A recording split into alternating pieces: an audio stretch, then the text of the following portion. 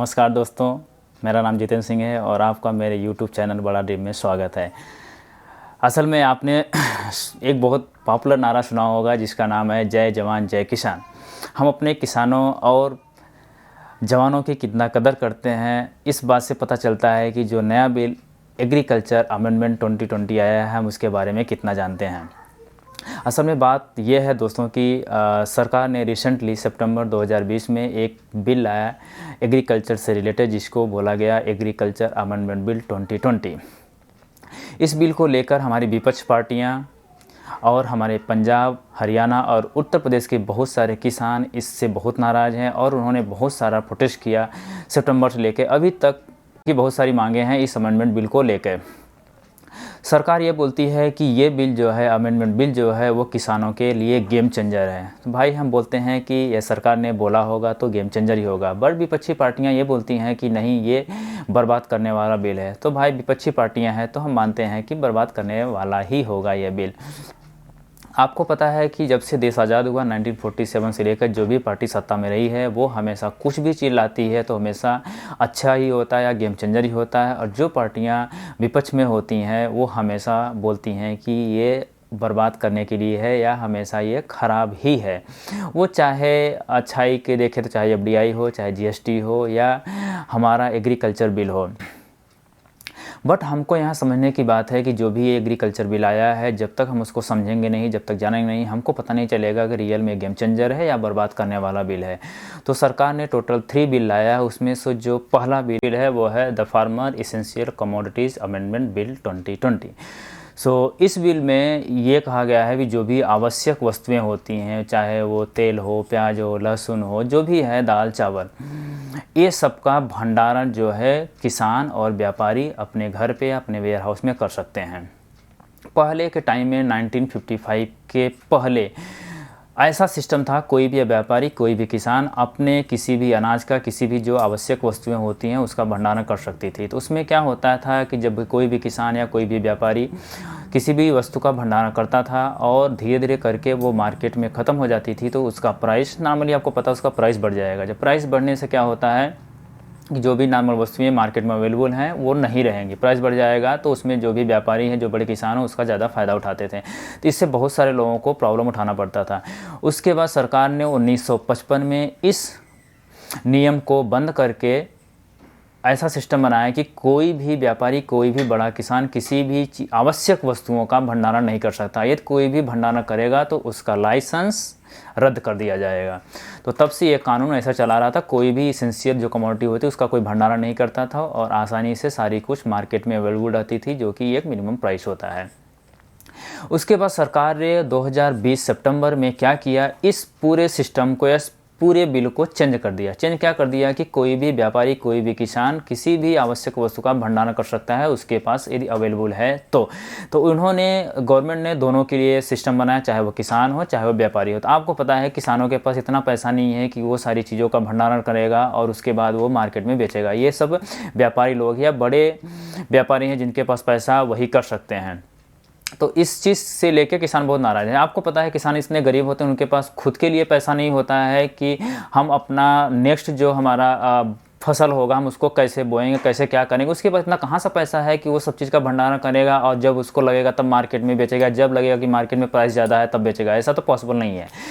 तो इसलिए वो सारे किसान जो हैं नाराज़ हैं। तो इसमें ज़्यादा व्यापारियों का फ़ायदा है, बड़ी बड़ी कंपनियों का फ़ायदा है कालाबाजारी करने के लिए, क्योंकि उनके पास पैसा है, वो चीज़ों को स्टोर करेंगी और जब ज़रूरत होगी तो लोगों को बोलेंगी नहीं है। जब उनको लगेगा कि मार्केट में प्राइस बढ़ गया तो बोलेंगी हाँ, ये हमारे पास अवेलेबल है, आज प्याज 6 रुपये किलो है, कल प्राइस बढ़ जाएगा तो 100 रुपये किलो बेचेंगे। तो इसमें क्या है, किसानों को बहुत नुकसान है, बड़े बड़े कंपनी, बड़े बड़े व्यापारियों को फ़ायदा है।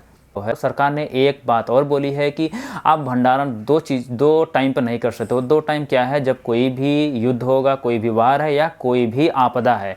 आपदा में आप नेचुरल कैलामिटी बोल सकते हैं, जैसे कि अभी हम कोरोना काल या कोई भी ऐसा आपदा है, उस टाइम पे आप भंडारण नहीं कर सकते हैं।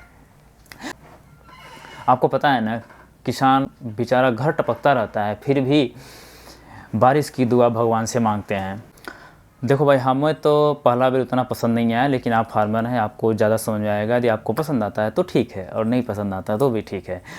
अब हम जानेंगे दूसरे बिल के बारे में। सो दूसरा बिल जो है वो कॉन्ट्रैक्ट फार्मिंग के बारे में है। सो कॉन्ट्रैक्ट फार्मिंग जो है ये ऐसा नहीं है कि ये बिल अभी आया है, ये बिल 2012 में जब मनमोहन सिंह प्रधानमंत्री थे तब से ये बिल है। बट उस टाइम पे बिल को इतना बड़ा नहीं बनाया गया था, इतने बड़े स्केल पर नहीं था। बट 2020 में इस बिल को बहुत बड़े स्केल पे किया गया है। तो इस बिल के बारे में हम थोड़ा डिटेल में समझेंगे कॉन्ट्रैक्ट फार्मिंग क्या होती है। आपको जैसे हम थोड़ा सा एग्जांपल बोल रहे हैं, आपको पता है कि लेस जो कंपनी है वो चिप्स बनाती है, पार्ले जो कंपनी है वो बिस्किट बनाती है। तो यदि आप लेस की बात करें तो इसमें चिप्स बनाने के लिए आपको पोटैटो की ज़रूरत होती है, और पार्ले जी की बात करें तो बिस्किट बनाने के लिए आपको गेहूँ की ज़रूरत होती है। तो इनको यदि गेहूं की ज़रूरत है और इनको पोटैटो की ज़रूरत है, तो ऐसा नहीं है छोटे किसान के पास जाएंगे और बोलेंगे मुझे क्या कहते हैं आलू चाहिए, मुझे गेहूं चाहिए। इनको बहुत सारा क्वांटिटी में चाहिए। तो हम एक एग्जांपल लेते हैं, मान लीजिए कि हमको पार्ले जी कंपनी को बिस्किट बनाना है।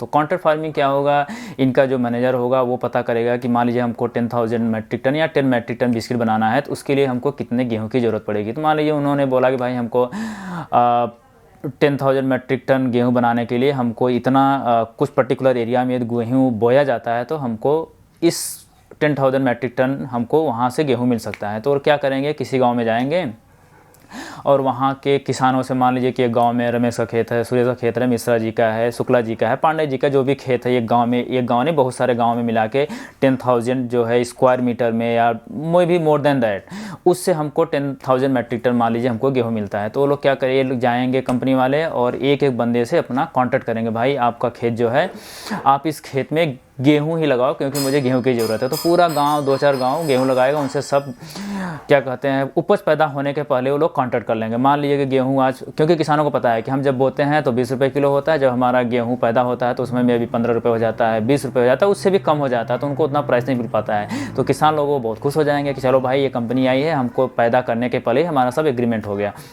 मान लिया उन्होंने 25 रुपये में एग्रीमेंट कर लिया कि भाई आप 25 रुपये में क्या कहते हैं हमको गेहूं देना, या 25 रुपये में एग्रीमेंट करके लिए भाई जब आप गेहूं की पैदावार हो जाएगी, जब आप कटाई उड़ाई जो भी करते हो उसके बाद जो पैदा होगा हम 25 रुपये में लेंगे। तो भाई किसान भी खुश रहेगा कि हमारा हमने 25 रुपये में सेट कर दिया, और कंपनी वाला भी झाँकने भी नहीं जाएगा, भाई उसने भी सेट कर लिया वो 25 रुपये में मिलना है। तो जब भी सब कुछ होने के बाद अपना कंपनी वाला जाएगा, ट्रैक्टर लगाएगा, मोटर लगाएगा, जो भी है लगाएगा, अपना आराम से 25 रुपये किलो में बोरी भरेगा, निकल लेगा। तो हो गया कॉन्ट्रैक्ट फार्मिंग, जो कि बहुत अच्छा है किसानों के लिए। लेकिन उसमें एक प्रॉब्लम क्या है, प्रॉब्लम यह है कि बाई चांस मान लीजिए कि किसान जो है मार्केट में गेहूं, जैसे कि हमने बोला 25 में कॉन्ट्रैक्ट हो गया, लेकिन जब क्या कहते हैं सब उपज पैदा हो गया तो उसमें मार्केट में जो गेहूं है 50 में है, किसान जाके 50 में बेच लेगा, तो कौन क्या कर लेगा। तो एक यहाँ प्रॉब्लम ये है।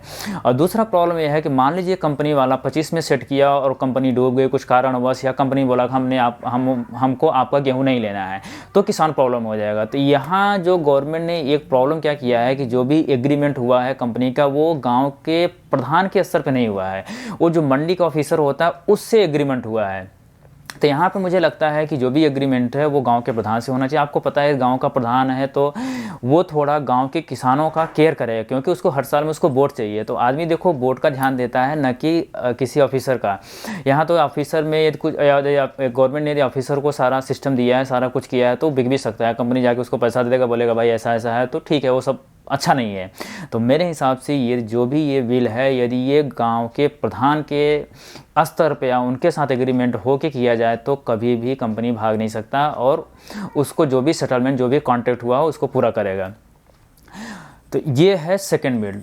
मुझे आशा करता हूँ आपको ये भी बिल अच्छा लगा होगा, और मुझे भी ये बिल जो है अच्छा, थोड़ा सा इसमें इम्प्रूवमेंट की ज़रूरत है, थोड़ा सा इम्प्रूवमेंट हो जाता है तो आई थिंक ये बिल बहुत अच्छा बिल है किसानों। जो थर्ड बिल है वो है the farmer produce trade and commerce, so protection and facilitation bill. So जो सबसे बड़ा प्रॉब्लम है वो इस बिल में है, जो कि सारे किसान जो है इसके अगेंस्ट में है। सबसे बड़ा प्रॉब्लम जो है वो थर्ड बिल का है। तो इसमें प्रॉब्लम क्या है मैं आपको एक एक करके बताऊंगा। तो सबसे बड़ा जो इशू है वो हरियाणा और पंजाब के किसान हैं। उसमें जो कारण है वो पंजाब के जो 89% जो भी किसान है उसका 89% जो भी प्रोड्यूस करते हैं वो गवर्नमेंट उसको बाई करती है, और जो हरियाणा के किसान है उसका 85% जो भी प्रोड्यूस हरियाणा के किसान करते हैं वो गवर्नमेंट बाई करती है। इसलिए सबसे बड़ा प्रॉब्लम पंजाब और हरियाणा किसानों को है। तो सबसे पहले क्या सिस्टम था इसके बारे में हम बताएं आपको। 1947 के पहले कोई भी किसान यदि कुछ भी किसी को कोई उधार चाहिए तो क्या करते थे, बड़े बड़े जो भी ज़मींदार हुआ करते थे उनसे वो उधार लिया करते थे। तो उसके बाद फसल पैदा होने के बाद या उसी के पहले यदि वो ज़मींदार चाहते थे कि किसानों से पैसा वापस लेने के लिए, यदि उनके पास पैसा नहीं है तो क्या करते थे वो ज़मींदार, किसानों की सारी उपज को वो खुद ही कटवा के लेके चले जाते थे। तो इससे किसानों को बहुत प्रॉब्लम हुआ करती थी। तो गवर्नमेंट ने 1950 में एक एक्ट लाया जिसका नाम था APMC, agriculture produce market committee, जिसको आजकल के नाम पे हम बाज़ार समिति या मंडी कहा करते हैं। तो उसका फंक्शन क्या था, कोई भी किसान उस मंडी में जाके अपने सामान को बेच सकता था। तो उस मंडी में क्या होता था, मंडी गवर्नमेंट की हुआ करती थी, उसमें बहुत सारे मिडिल मैन हुआ करते थे। तो कोई भी किसान अपने सामानों को या कोई भी उपज पैदा किया हो, चाहे चावल हो, चाहे गेहूँ हो वहाँ, या दाल हो, जो भी हो वहाँ ले जाते थे। वहाँ बहुत सारे मिडिल मैन, जिसको हम बिचौलिया बोलते हैं, तो लोग वहाँ क्या करते थे, एक किसान के पास जाते थे, अपनी बोली लगाते थे। मान लीजिए कि एक बंदा गया, उसके पास बोला भाई मुझे आपका जो चावल है 25 रुपये में लेना है। दूसरा गया, वो बोलता था कि मुझे 30 में लेता है। तो किसान को जो भी सूटेबल लगता था उसके हिसाब से वो अपना सेल करता था। तो उसमें सबसे बड़ा प्रॉब्लम क्या होता था, सारे बिचौलिए जो भी मिडिल मैन होते थे वो अपना एग्रीमेंट कर लेते थे, बोलते थे भाई हम 25 में ही सबको बोलेंगे। तो सारे किसान क्या है वो 25 रुपये में ही उनको देना पड़ता था, जो भी वो लोग सेट कर लेते थे। तो एक ये छोटा सा प्रॉब्लम हुआ करता, फिर भी किसानों को उतना इशू नहीं हुआ करता था। बट ये किसान अपना कोई भी सामान प्रोड्यूस करके जाके अकेले बेचे रोड पे, तो वो ये नहीं कर सकता, क्योंकि उसके पास इतना टाइम नहीं है, उसके पास इतनी सारी फैसिलिटी नहीं है कि जाके रोड पे बैठे हो सामान को बेचे। तो वो 2 रुपये मार्केट में, मान लीजिए कोई चीज़ 20 रुपये में है, यदि वो मिडिल मैन को देता है 18 में बेचता है, तो कम से कम वो सारे सामान को एक साथ बेच सकता है। बट ये जाके वो बाहर बैठ के बेचे तो वो बेच सकता है 25 में, बट उसके पास इतना टाइम नहीं रहता है ना, उसके पास सारे सुविधा रहती है जिससे कि वो बेच सके। तो वो क्या करते थे, मंडी में ही जाते थे और वहाँ पे ही सारा सामान सेल करते थे। और आपको पता है कि गवर्नमेंट के डाटा के अनुसार ही पूरे इंडिया में ओनली 6% जो एग्रीकल्चरल या फार्मर्स हैं वो ही जाके मंडी में अपने सामान को या अपने उपज को बेचते हैं। 94% जो भी फार्मर्स हो बाहर ही जाके बेचते हैं एज पर गवर्नमेंट डाटा। तो अभी जो मेन इस सब बिल में जो इशू है वो क्या है, गवर्नमेंट क्या बोलती है कि ये जो APMC है या एग्रीकल्चर प्रोड्यूस मार्केट कमेटी, ये जो है गवर्नमेंट की है। तो गवर्नमेंट क्या बोलती है, इस हम गवर्नमेंट कमेटी को हम प्राइवेट कमेटी बनाएंगे। तो जो मेजर चेंजेस वही है, APMC जो है वो गवर्नमेंट की है और जो चेंजेस करने वाली वो प्राइवेट। तो प्राइवेट करने से क्या, कोई भी बाहर की कंपनी आके उसको चलाएगी, वो सारा सिस्टम डेवलप करेगी। और दूसरा क्या है, जो भी APMC या कोई भी मंडी हुआ करती थी वो उसमें क्या है टैक्स लगता था। टैक्स लगने से क्या होता, जो भी वहाँ लोग काम करते थे या जो भी वहाँ मिडिल मैन करते थे या जो भी वहाँ की बिल्डिंग बनी हुआ करती थी, वो सारे लोग गवर्नमेंट को टैक्स दिया करते थे। तो एक फ़ायदा यहाँ गवर्नमेंट को ये होता था। दूसरा यहाँ नुकसान भी गवर्नमेंट का है, जब धीरे धीरे करके मंडियाँ बंद हो जाएंगी, यहाँ लोग काम नहीं करेंगे, तो गवर्नमेंट को नुकसान भी होगा, जो कि टैक्स नहीं मिलेगा। और सबसे बड़ा जो किसानों को प्रॉब्लम है वो है MSP पे। MSP क्या है, मिनिमम सपोर्ट प्राइस। जब APMC आया था, एग्रीकल्चर प्रोड्यूस मार्केट कमेटी, तो गवर्नमेंट ने कुछ 20-22 जो कि उपज हुआ करती हैं, उपज होती हैं अभी, उन सब पे एक सपोर्ट प्राइस रखा है। मतलब मार्केट में कोई भी प्राइस हो, लेकिन गवर्नमेंट आपका उपज जो है इतना मिनिमम सपोर्ट पे वो खरीदेगी। तो इससे क्या होता है, किसानों को एक एश्योरेंस मिलता था, जिससे किसानों को कोई प्रॉब्लम नहीं होती थी, हमारी फसल या मार्केट में जो भी रेट है उससे हमें कोई नुकसान नहीं होगा। मार्केट में 10 रुपये है, कम से कम गवर्नमेंट ने बोला है कि हम आपकी फसल जो है 25 रुपये में या 30 रुपये में, जो भी सेट प्राइस हो गया गवर्नमेंट के साथ, तो इससे उनको प्रॉब्लम नहीं होता था। लेकिन ये जो प्राइवेट सिस्टम आ रहा है, जो प्राइवेट मंडी का ये गवर्नमेंट इंट्रोड्यूस करे, इससे क्या होगा कि सारी कंपनी जो हैं वो अपने अनुसार जो है वो प्राइस लगाएंगे, जिससे कि किसानों को हो सकता है कि जो भी हमारा मिनिमम सपोर्ट प्राइस है वो ना मिल पाए। क्योंकि गवर्नमेंट यही चाहती है, गवर्नमेंट की जो मंशा है या जो भी उनका बैकग्राउंड है, वो यही सोचते हैं कि ये हमारा जो भी MSP है इसको हटा दिया जाए और जो भी प्राइवेट कंपनियां हैं उसको हैंडल करें, उनके हिसाब से वो चले। तो मिनिमम सपोर्ट जो प्राइस है वो क्या है कि हमारी जो FCI है, फूड कॉरपोरेशन इंडिया, उसमें सारे किसान जो है अब मार्केट में मंडी में नहीं बिकता है, तो लोग जाकर चेक करते हैं कि FCI में क्या रेट चल रहा है, जो कि गवर्नमेंट के द्वारा फैसिलिटेट की जाती है। यदि वहाँ अच्छा उनको प्राइस मिलता है तो जाके FCI में सेल करते हैं, तो उनके लिए बहुत अच्छा हुआ करती थी। बट यदि प्राइवेट कंपनी आती है तो हो सकता है कि मंडी बंद हो जाए, और उसमें किसानों को भी फ़ायदा है, जो कि हमने इसके पहले कॉन्ट्रैक्ट फार्मिंग बताए थे। किसान पहले से ही कंपनी से कॉन्ट्रैक्ट कर लेता है तो उसको अच्छा प्राइस मिल सकता है। बट प्रॉब्लम ये है कि उस समय अच्छा प्राइस नहीं मिलता है और गवर्नमेंट भी MSP को हटा देती है, तो उसमें किसानों का बहुत बड़ा नुकसान है।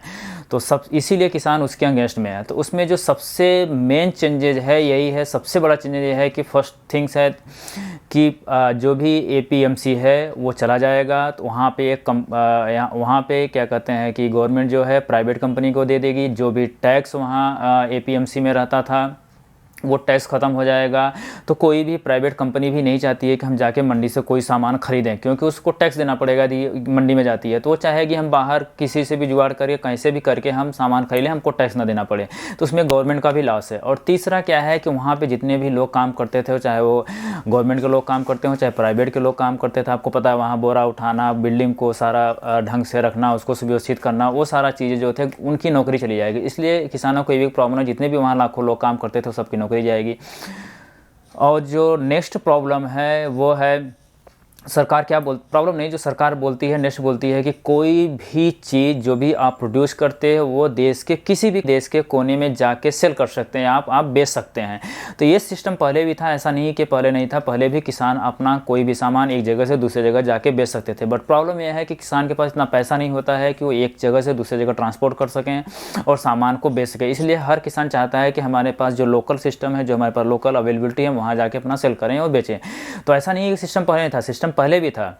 बट एक सिस्टम अच्छा है कि अभी जो गवर्नमेंट ने किया है ऑल इंडिया, वो ऑनलाइन कर दिया है। आप किसी भी ट्रेडर को कहीं भी मान लीजिए आप यूपी में कुछ पैदा करते हैं, यदि आपको ऑनलाइन दिखता है कि कोई महाराष्ट्र का एक ट्रेडर कुछ खरीदना चाहता है तो आप ऑनलाइन सेल कर सकते हो। वही एक अच्छा सिस्टम है। पहले ऐसा नहीं हुआ करता, आपको फिजिकली जाना पड़ता था, ऐसा सिस्टम नहीं था। तो ये एक अच्छा चीज़ है।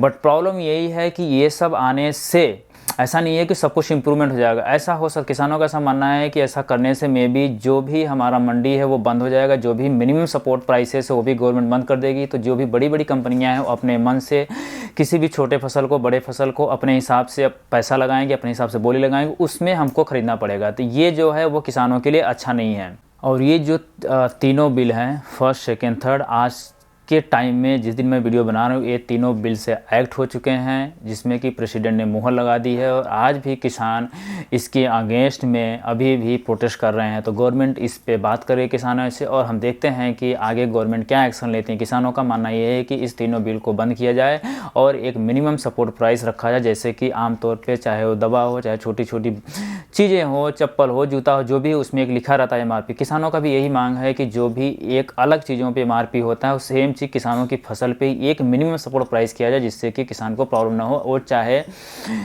कितना भी मार्केट में उसका रेट हो, लेकिन किसानों को एक मिनिमम सपोर्ट प्राइस मिल सके। मैं आशा करता हूं कि आपको ये वीडियो बहुत ही इन्फॉर्मेटिव लगा होगा, और मैं ये उम्मीद करता हूं कि आप इस वीडियो को अपने दोस्तों के साथ शेयर करेंगे और हमारे इस YouTube का आप मेंबर बनेंगे। आप इस YouTube चैनल को सब्सक्राइब करें और नोटिफिकेशन को दबाएं, जिससे आपको हमारी सारी नई वीडियो आपको मिलती रहें। मैं आपको एक नए वीडियो के साथ मिलता हूं, तब तक के लिए नमस्कार।